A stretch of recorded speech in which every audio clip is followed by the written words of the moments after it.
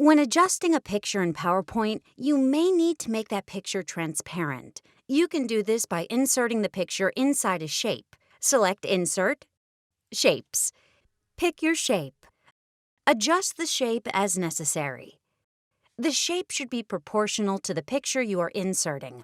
Otherwise, the image will become skewed.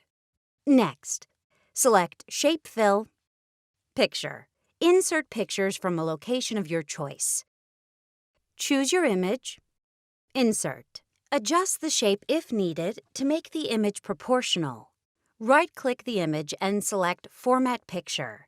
Select the first icon under Shape Options to see the fill controls. Then, drag the transparency slider to get the degree of transparency you want. You can optionally remove the outline from the shape by right-clicking on the shape. Select Outline, No Outline.